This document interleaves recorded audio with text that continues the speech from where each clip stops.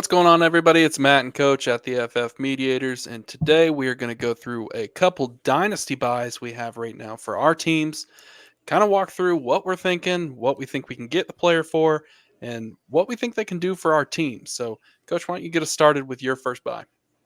My number one buy in fantasy right now is Rashid Shaheed. Rashid Shaheed's a guy I've been on for a year or so, and he's really experiencing his breakout right now. He's had over 80 yards receiving in both his games. He's 26 years old, so you got a good window of 3 to 4 possible years where he could be really relevant. He's the perfect buy for a contending team to sit on your flex, if nothing else. I mean, this guy has big time speed. He can really stretch the field. Not only that, he has 3 or 4 carries on the season. So they're finding a way to get him the ball. And I think that has value. It just increases his chances to score touchdowns. This is a guy that you want to go out and buy if at all possible. Yeah, I mean, he's been on an impressive run here recently. Last year, had some big explosive plays in several games, and he's carried that over this season, like you said, 2 weeks in a row, scoring a touchdown. He's been involved in the offense beyond just the deep ball. He had 4 early targets last week prior to another Saints blowout win. Coach, my question to you would be, one, what do you think you can buy him for? And two, do you have any concerns about the other weapons in the offense or any regression there? Like I feel like his value is a mid to late second right now. Like I think you can use that to really bolster your team, make your team better. As far as regression goes, I really would be more worried about Chris Olave than I am Rashid Shaheed, if I'm being honest. Like I think Shaheed's in line for major work, and I'm afraid that Olave is the guy who's going to take a step back as a result, not Shaheed.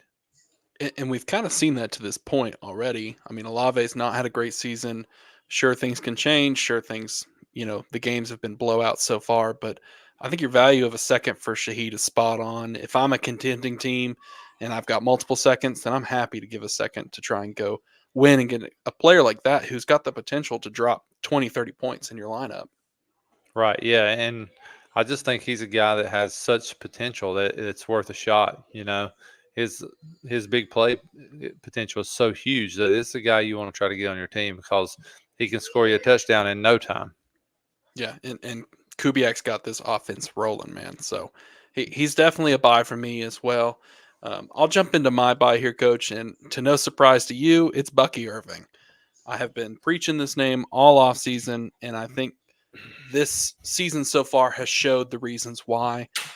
Just on this year alone, Rashad White, he's got 25 total attempts for 49 rushing yards. Bucky, on the other hand, has 16 attempts for 89 rushing yards. The yards per carry favor Bucky heavily. And this isn't new for Rashad White. His inefficiency goes back not only to last year, but the year before, averaging just over 3.5 yards a carry for each year. I think this is an opportunity for Bucky to really take this backfield. I think he's got great elusiveness. He has great vision, balance while rushing the ball. He finds the hole, he hits the hole, and he's got that extra gear. Rashad's been very impressive in the passing game in his career thus far, but that's something Bucky thrives at as well. So I think you can get him right now for probably what his floor will be for the next year. You can go buy him for a second. He had the week one, so the manager might be a little stingy with him, but if I can get him, I want him on my team. Not only is he a premier handcuff, but I think he's someone who has the potential to take this backfield. Yeah, I mean he's extremely explosive. I mean I can't argue that. There's some A chain in his game. I mean it's similar there. The question I think with Bucky Irving is really can he hold up enough to be a full big time back? Or is he always a committee guy? That's the question for me. And that's a good question. A lot of people had concerns about his size because I think he's below Mhm. 205 pounds, and there's a lot of statistics about whether a running back can uphold at that weight and at that size. My thing to that is he played at Oregon, so he wasn't playing no name schools, and he Mhm. carried the load at Oregon too. I mean, he had over 300 carries, I believe, last year. So he's someone that I think will surprise us with his durability. And injuries happen to everybody. It's all around the league, and it's going around right now, especially at running backs. They just get hit so much. And to that point, Rashad White's already banged up. He's been Yeah, questionable and most of this week. you're right. And I think something to monitor is how much is he in the game on these passing downs. Is he a Mhm. guy that they trust more and more in pass pro? Because if he's trusted in pass pro, that's going to be more opportunities where he can get out and be the check down and just more touches for him. So that's something to watch coming up. But he's so young, and I totally agree. That's the guy you want to go buy if you can. Yeah, because I see his value climbing, especially this week.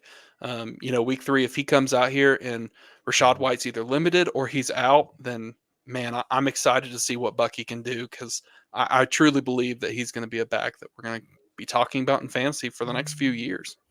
And that offense is really ascending right now too. So it's similar to the Saints. Like those are two teams that you came into the year thinking the South wasn't great, and now the Bucks and the Saints look like two of the best teams in the NFC. You're not wrong at all. I mean, you hit the nail on the head with those offenses are humming. And it's not Hmm. just from one player either. It's everybody. All Everybody's right. feasting in these teams. Yep. Carr and Mayfield are tearing it up right now. They are. It's definitely a revival for both of them. Lots of Hmm. fantasy points to go around in those offenses. So we'll see how it shakes out. That's going to do it for us, everybody. Be sure to follow us on X at the FF Mediators.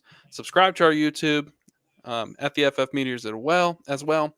And don't forget, be sure to follow the Face Off Sports Network. We're proud to be affiliates with them. Be sure to continue to follow along as we post Dynasty content nonstop. Until next time, that's it for us.